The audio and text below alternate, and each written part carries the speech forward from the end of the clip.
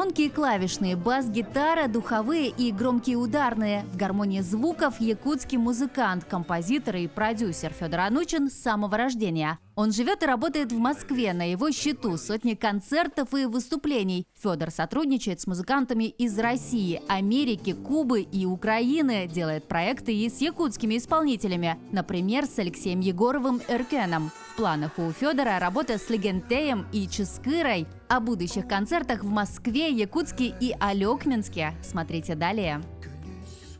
Федор, добрый день, очень рада видеть вас, пусть даже и в таком онлайн-формате. Многие знают вас как московского якута, талантливого музыканта, талантливого продюсера. А музыкой вы начали заниматься еще в детстве, даже играли в Алекминском районном доме культуры. Но расскажите, пожалуйста, вот именно с чего, когда начался ваш путь именно как продюсера? Добрый день.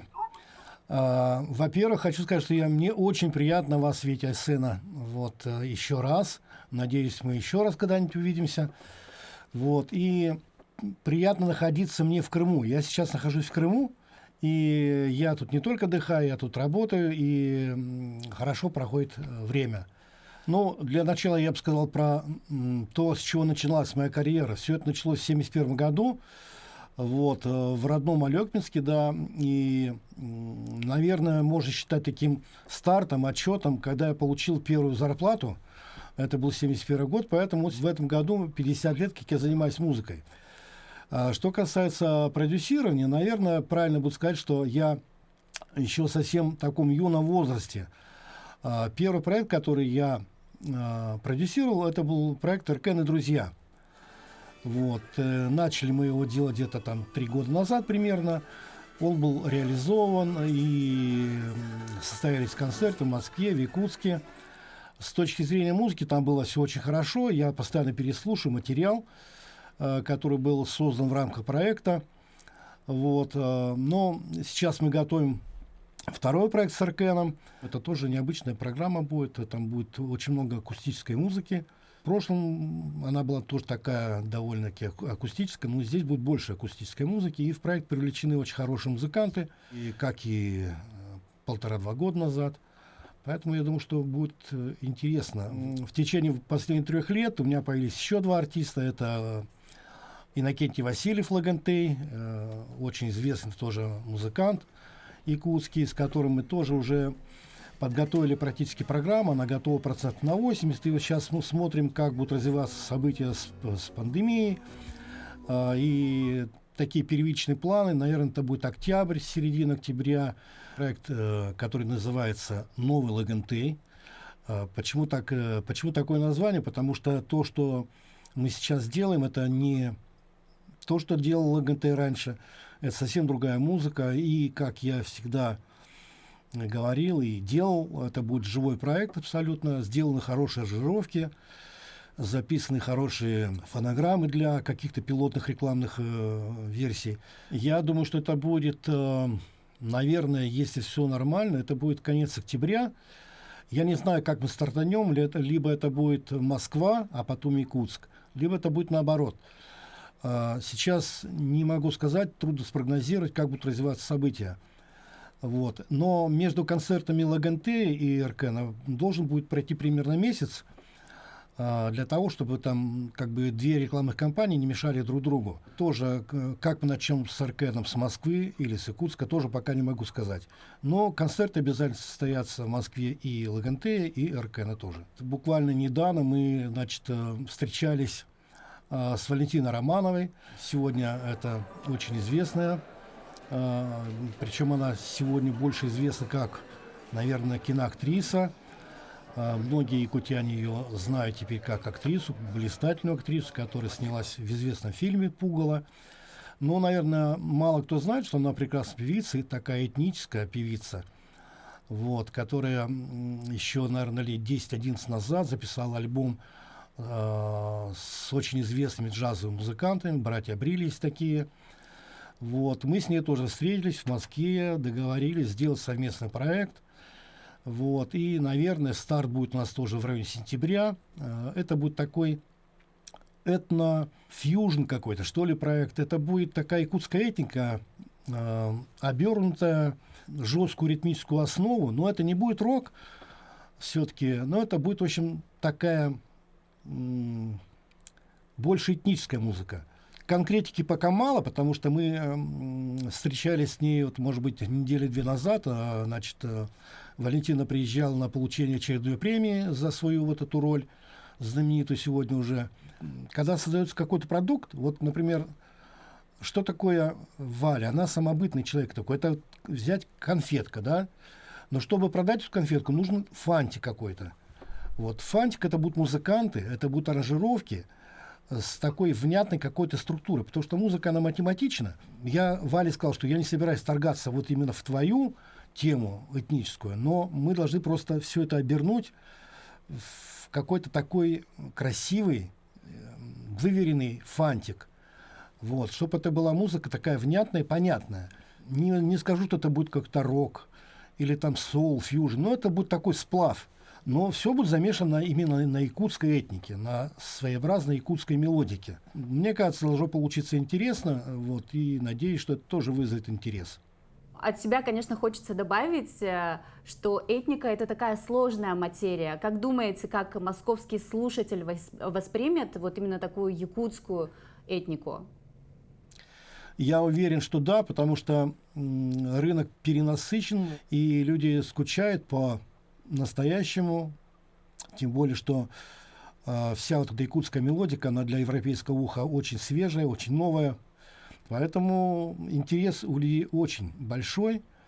Я думаю, что Валентина вообще, она такая, на нее же не только слушать приятно, на нее смотреть приятно. Вот, она действительно большая актриса, и я думаю, что это вот сплав вот этот музыкальности ее, артистизма даст такой вот, мне кажется, хороший результат. Но у меня в планах еще есть сделать проект с какой-нибудь якутской молодой певицей, какую-то такую современную электронную музыку. Но я пока откладываю до приезда в Якутск. У меня есть на примете 2 девушки, 2 певицы якутские, с которыми я хочу встретиться лично и обсудить планы. Вот, если мы договоримся, найдем общий язык, то будет еще такой вот проект с такой электронной современной музыкой.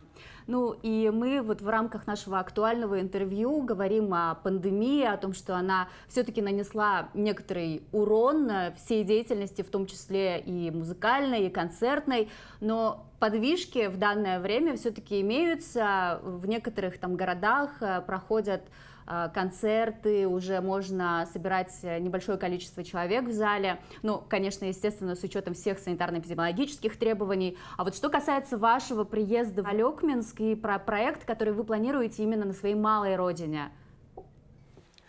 Да, в этом году мне 65 лет, и так сложилось, что в этом году еще можно считать, что 50 лет, как я занимаюсь музыкой. День рождения мой 26 мая, но все вот это мероприятие я хочу перенести на осень. Музыканты, которые будут принимать участие в концертах с Аркеном, с Лагентеем, я хочу привлечь их к этому мероприятию тоже. Да, я хочу привезти всех в Алекминск, в свой родной город, показать своим землякам, что я делал последние там лет 10, 15, 20. Вы же знаете, перелеты внутри республики очень такое недешевое удовольствие. Поэтому, если я думаю, что какие-то договоренности с администрацией района получится, то, может быть, мы все-таки реализуем вот эту поездку, вот, и все получится. Потому что увезти там 15 человек, вы знаете, там, да, это цены почти как до Москвы.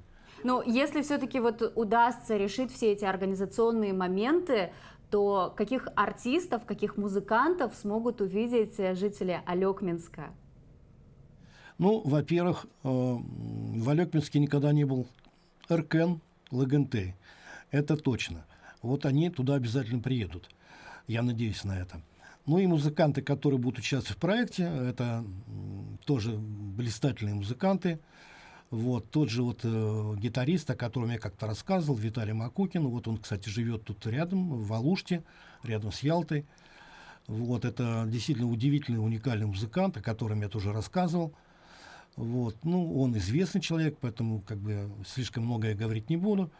Но это человек, который объездил весь мир, и везде его встречают, и это действительно большой-большой музыкант.